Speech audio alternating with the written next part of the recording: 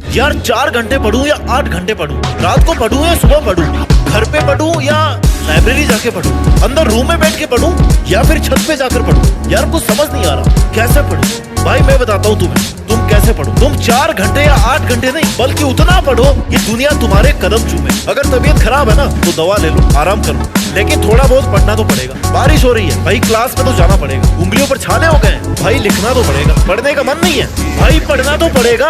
Marks कम आए, fail होने का डर है, तब भी लगातार पढ़ना पड़ेगा। तुम ऐसे पढ़ाई करो कि कैसी भी परिस्थिति हो तुम अपने लक्ष्य को हासिल कर सको। बस तुम्हें पढ़ाई छोड़नी नहीं है, मेहनत करने से रुकना नहीं है, तुम्हें किताबों से प्यार हो जाना चाहिए। कैसी भी परिस्थिति हो तुम सफल केवल तभी हो सकते हो जब अंधेरे में भी किताबों में छपे अक्षर जिस दिन तुम्हें नजर आने लग जाएंगे ना, उस दिन सोचना कि तुम्हारी पढ़ाई का कोई मतलब है। तुम हर परिस्थिति में अपने पढ़ने की आदत डालो, क्योंकि कड़ी मेहनत का ना कोई विकल्प नहीं होता। इस दौरान तुम्हें बहुत सारी मुश्किलों का सामना करना पड़ेगा। हो सकता है तुम्हें भूखा रहना पड़े, हो सकता है तुम्हारे पास पैसे ना हो सकता है तुम्हारी फैमिली तुम्हें सपोर्ट ना करे, लेकिन अगर तुम्हारा जुनून स्ट्रॉन्ग है ना तो तुम्हें अकेले में पढ़ने और मेहनत करने से कोई नहीं रोकने वाला, क्योंकि तुमने खुद को हर उस परिस्थिति के लिए तैयार कर रखा है जिसमें तुम्हें अपने टारगेट के अलावा कुछ और दिखाई नहीं देता। तुम अपनी पढ़ाई करके मेहनत करके अपनी किस्मत के ताले की चाबी बनाने में लगे हो, और यही वो वक्त है, यही वो वक्त है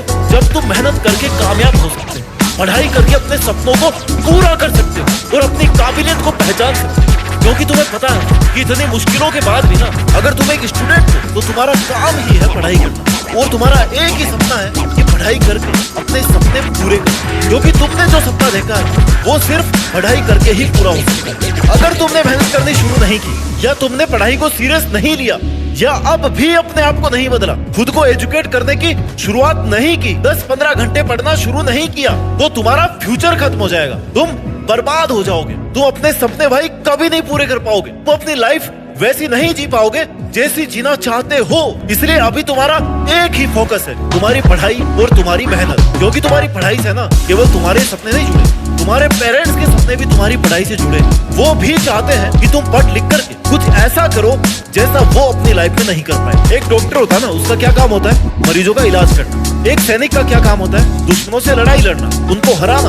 अगर तुम एक स्टूडेंट हो तो तुम्हारा क्या काम है? पढ़ाई करना। क्यों तुम्हें घर से दूर भेजा गया है? क्यों तुम्हारी पैसे वाली हर डिमांड पर घर वालों का कोई सवाल नहीं होता? क्यों तुम्हारे पेरेंट्स ये चाहते हैं कि उनके बच्चे ज्यादा से ज्यादा पढ़े? क्या है ऐसा पढ़ाई में? क्यों जरूरी हो गई इतनी पढ़ाई? क्यों पढ़ने के पीछे पड़े हैं तुम्हारे घर वाले?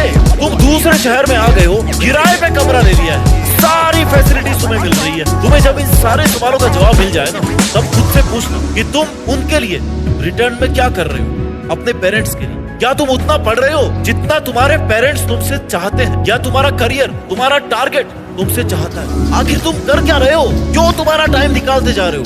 क्यों हर एग्जाम का सेम रिजल्ट आ रहा है? महीने बदल जाते हैं, साल बदल जाते हैं, रिजल्ट वही रहता है। क्यों तुम्हें पढ़ने में इतना जोर आता है? क्यों तुम रोज अपने घर वालों से झूठ बोलते हो कि मैं पढ़ रहा हूँ? क्यों तुम सुबह 8 बजे से पहले अपने बिस्तर को नहीं छोड़ रहे हो? क्यों तुम रोज खुद को और अपने पेरेंट्स को धोखा देने में लगे हो? मानता हूँ कि पढ़ाई बोरिंग है, लेकिन अगर तुमने ये अच्छे से किया है ना तो इसका रिजल्ट बहुत इंटरेस्टिंग आता है। तुम्हारी किताबें ब्लैक एंड व्हाइट, लेकिन उन्हें पढ़ करके ना तुम अपनी जिंदगी को रंगीन बना सकते हो।